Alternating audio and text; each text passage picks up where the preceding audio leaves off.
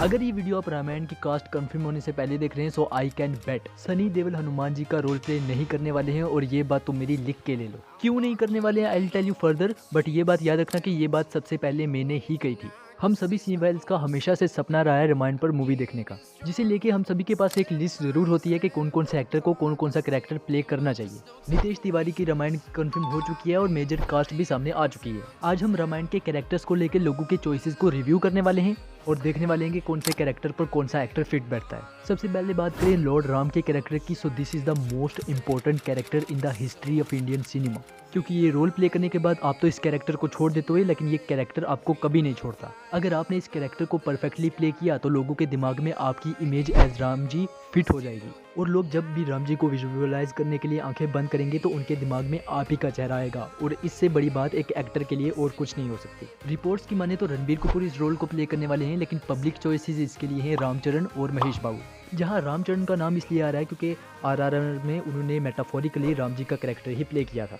But don't forget, वहाँ पे age gap इतना मैटर नहीं करता था, बट यहाँ पे मैटर करता है क्योंकि यहाँ पे राम जी की यंग कैरेक्टर को भी दिखाना है। यूनो प्रिंस रामा जो कि वेरी यंग 25 साल के आसपास के थे, और उस एज में रामचरण तो मुझे बिल्कुल भी फिट नहीं लग रहे। महेश बाबू और रणबीर कपूर दोनों राम जी के कैरेक्टर में एकदम परफेक्ट हैं। दोनों के चेहरे पर वो सॉफ्टनेस, चार्म और सिंप्लिसिटी है जो श्री राम जी के कैरेक्टर के लिए चाहिए।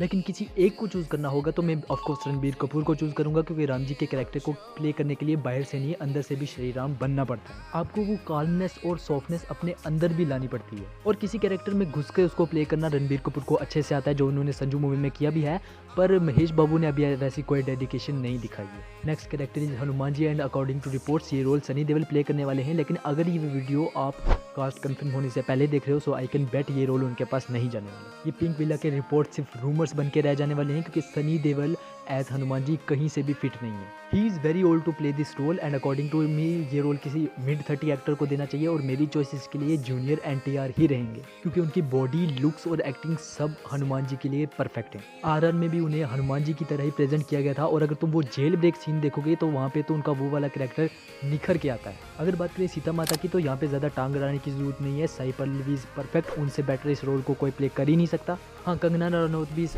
रोल के लिए एक अच्छी नॉमिनी थी, but she is too over age. बेशक उनकी एक्टिंग बहुत ही अच्छी हो, पर सीता माता के यंग रोल को दिखाने के लिए शी इज़ नॉट परफेक्ट। बात करें लक्ष्मण जी के रोल की, तो यहाँ पे दो नाम आते हैं, विक्की कौशल और वरुण धवन। सोचो, कमली और संजू की जोड़ी एक बार फिर से स्क्रीन पे देखने के लिए मिलेगी, वो भी एज ब्रदर, वो भी वर्ल्ड के बेस्ट ब्रदर्स, तो इससे अच्छा और क्या हो सकता है। वही वरुण धवन की बात करें तो लक्ष्मण का कैरेक्टर उनके लुक्स पे एकदम सूट करता है। जस्ट इमेजिन वो स्क्रीन पर छोटे भाई बन के आएंगे और रणबीर कपूर बड़े भाई, तो कितना परफेक्ट लगेगा, क्योंकि उनकी एज का गैप भी आराम से दिखता है, और वरुण धवन को देख के लगता भी है कि ये इसी रोल के लिए बने हैं। रावण के रोल की बात करें तो रॉकिंग स्टार यश इसमें परफेक्टली फिट तो हैं, क्योंकि केजीएफ के रॉकी से पूरी की पूरी रावण वाली वाइब आती है। बट सैफ अली खान भी एक नॉमिनेशन डिजर्व करते हैं, क्योंकि आदिपुरुष का डायरेक्टर अगर चोमू ना होता तो वो एज रावण खा जाते। कैकई के रोल के लिए शेफाली शाह एक अच्छी चॉइस है because of her terrific eyes, and Divya Dutta is perfect for Kaushalya. Ramayan में शिवजी का भी एक इंपॉर्टेंट रोल था, अब एज शिवजी मोहित रैना को तो कोई रिप्लेस कर ही नहीं सकता, but it is also perfect opportunity for Prabhas cameo. Movie के सब्जेक्ट की वजह से और रणबीर कपूर की वजह से तेलुगु मार्केट में हाइप तो मिल जाएगी,